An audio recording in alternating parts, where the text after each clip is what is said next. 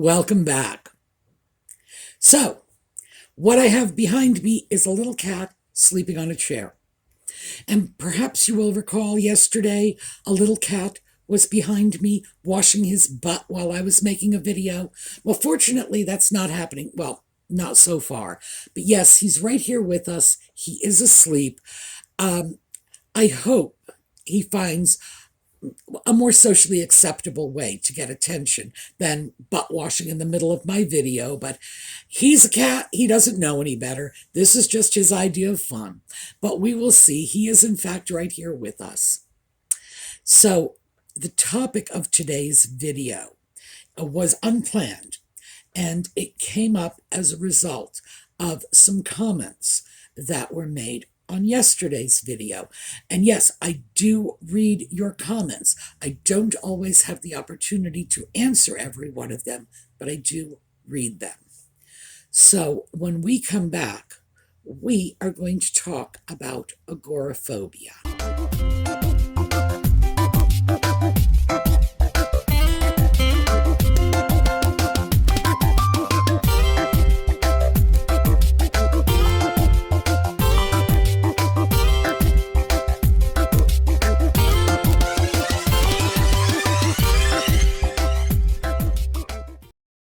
So let's start with what is agoraphobia? Well, it's phobia, so we know, for starters, because we are all very clear about this. Phobia is the Greek word for fear, and phobia for us is an irrational fear, a fear that is out of proportion to the real danger. So what's agora? Well, that is the Greek word for the marketplace, what the Romans called the forum, and what we would call the town square. So agoraphobia is a fear of open spaces, public places, liminal spaces perhaps. And I know it's hard for me to wrap my head around this because of that series of videos we did in 2022 about liminal spaces, which were among the most beautiful places I have ever seen. That too, by the way, was a suggestion from one of our viewers. And oh, I'm so glad we did it. Yes, there is a lot more wrapped up in agoraphobia than simply a fear of public or open spaces, because it can manifest in many different ways. It can be a fear of crowds, of places that are unfamiliar, of very wide open spaces. Do you remember that scene from North by Northwest, the Alfred Hitchcock movie? I think it was Jimmy Stewart running through the field as this little private plane is dive bombing him. Well, yeah, that's crazy scary. Well, at least in Alfred Hitchcock's hands it was. Yes, open spaces, but it's also enclosed spaces, like elevators or small stores, or anything, an alley, for example, a place that you might fear there is no escape from.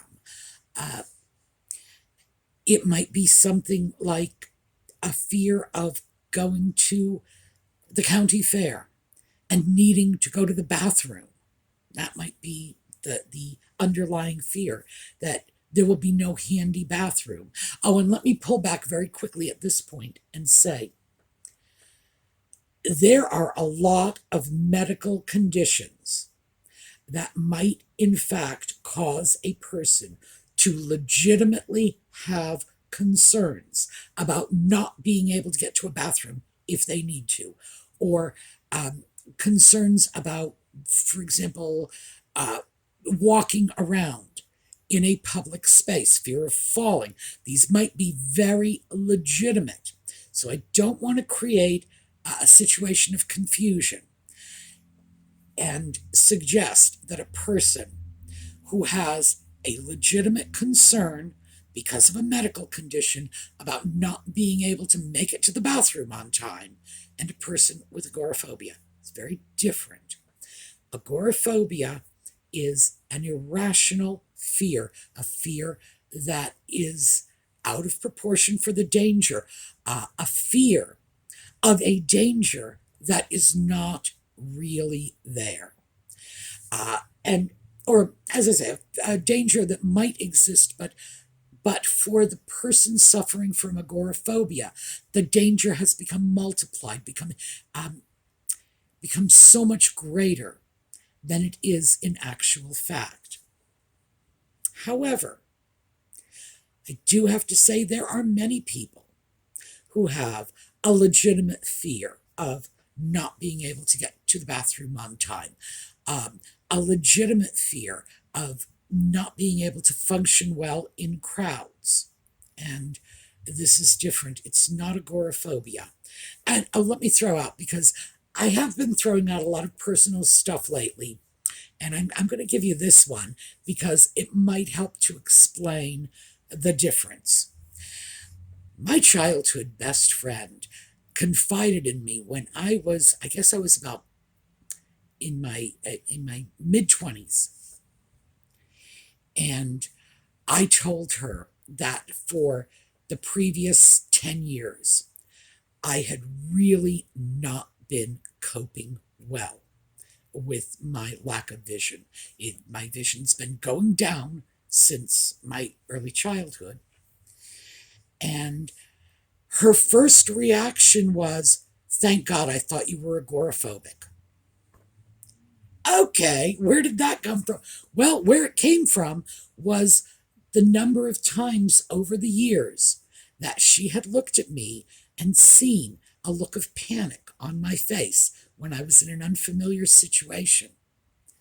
And she didn't realize it was because I couldn't see where I was, what was going on. And naturally, she just said, "Oh, agoraphobia." So yes, I am going to throw that out there, because sometimes things might look like agoraphobia when they are not. And I have to say, I laughed. She laughed when we talked about it, about what it was she had been seeing. Mostly because she was a person who had been diagnosed with low vision as a child, but in fact, as she got older, actually was able to recover some of her vision. So she had perfectly normal. She got a driver's license. That's how normal her vision was by the time we were in our 20s. So, yeah, for her, that was weird that my vision was going down while hers was going up. But yes, it can be very difficult to tease apart agoraphobia from other conditions that might have similar manifestation. For the person suffering from agoraphobia, any number of things can be triggering. Unfamiliar spaces, crowds, bridges, public transportation, waiting in line, going into a space from which there's no escape, or from which the person perceives no escape, sitting in the wrong section in a restaurant and feeling like they'd have to climb over tables and chairs to get out of there. Elevators. And another part of the problem is, because of the prevalence of action adventure movies, North by Northwest, that sort of thing, many of us can look at these fears and say, well, it's perfectly rational to be afraid of an elevator. If you're watching action movies where, the hero is in an elevator where the cables have been cut and they're plummeting to the ground. Yes, sometimes these things can be very scary. But for the agoraphobic, the fear is simply out of proportion for the real danger. And the issue is not necessarily the real fear of, falling to their death in a free-flowing elevator. No, it's something else. It's usually because there is anxiety or panic attacks associated with this. The agoraphobic may be able to go places with other people. If someone else accompanies them, they're fine. Um, they may just not be able to deal with it when they are alone, when they do not have a safety valve in terms of a friend or a loved one with them. And what we are looking at is this unusual situation of 2020 when we were all in enforced lockdown, stuck in our homes, unable to go out and deal with any of these things. And for some of us, that cocoon became very, very comfortable. Let's face it, when we were in lockdown, nobody was asking why we're not going out, why we don't want to be on the public buses. Even today, people are still wearing masks when they go out. I carry masks wherever I go. Unfortunately, I did that before 2020, so it's not much. Because, of course, I use public transportation a lot, and you never know what you're walking into when you get on a bus. But most people I know do continue to carry masks with them. This has become our new normal. Do you have a mask? Yep, of course I have a mask. I'm one person, and Audie never wore a mask, no matter how hard I tried. Couldn't get him into one. I have half a dozen masks sitting in the back in my laundry area there on the cabinet handle above the washer and dryer. That's where I kept the masks. I should probably find a better place to locate them because, we're 3 years down the road. It looks like they're there for good. This is something, a permanent feature of my life, and a cabinet door handle is probably not the most efficient storage. A lot of us are dealing with this. And now that we are no longer forced to remain in our homes, for some of us, we're just not leaving. For some of us, it's probably out of habit. For others, it could be that the world is coming to us. In 2020, it became acceptable to stay in your home. For others, they are in their homes because they are unable to leave, because panic attacks are what's facing them when they open their front door. And that's awful, because panic attacks are absolutely dreadful. This is just, well, they're dreadful. And I certainly wouldn't wish a panic attack on my worst enemy. Certainly not on you, my friends, my viewers, my subscribers. So, if this is the situation that you are in, if you are not able to leave your homes because of a fear of a panic attack, an anxiety attack, if this is agoraphobia, I strongly encourage you to get some help. This is a condition that can be treated. It is not that difficult. A good therapist, and there are many, many therapists out there who specialize in dealing with patients with panic disorders. A good therapist can deal with this and give you control of your life again. And remember, this is about control of your life. If you are one of those people who are in your home because this is just where you want to be, well, fine. I'm not telling you shouldn't be there. Just do be sure that it really is your choice and not a rationalization that you are making because in reality, you are fearful of leaving. As long as you know why you are in your home, and again, you are choosing to be there, it's not a choice that the panic attacks are making for you. No problem. There are plenty of people who are perfectly content to live in their own little universe by themselves. Uh, the problem is we call that antisocial and we label that and we put a lot of stigma on that. I don't see why we should. You know, the world can be a scary place, and frankly, not everybody you meet out there in the world is nice. For many of us, maybe not many, but certainly for some of us, we prefer our own company. We are more comfortable with ourselves than going out and interacting with the world. And if that's who you are, again, fine. I do not think antisocial is inherently an insult. I know a lot of people do. But the truth of the matter is, I've had my antisocial periods, the times in my life where I've just said, please, leave me alone for a while. I want a break from humanity. Again, if this is choice, this is fine. If it is necessity, please, I urge you to get yourself some help.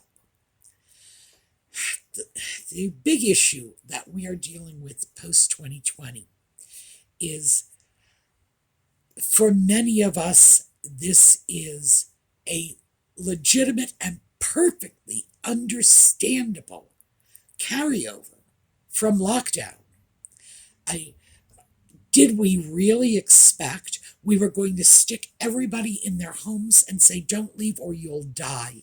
Or don't leave or you'll spread disease and kill other people? Did we really expect that when all of that passed, everybody, 100% of the population, would say, okay, bang, and just switch gears on a dime and go right back out as if nothing had ever happened? Did we not understand that some people were not going to be able to walk out the door again?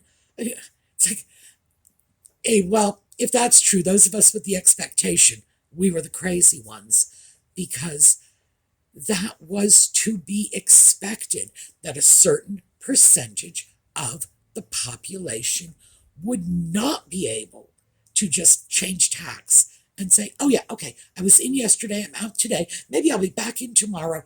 Yes, well, there was disease, maybe there's not disease. No, no. We are human beings. We are not wind-up toys. Just turn that key and we're going to go back and forth, back and forth. No, no. So I find it perfectly understandable that a certain percentage of us were left with a desire to stay in our homes where it is safe. After all, they pounded that crap into our heads for what, 6 months? Stay inside, wear a mask, don't have, remember social distancing? Yeah, I still see it these days. It's like, don't come in close contact with people. They got us to the point where we were terrified to even stand near someone.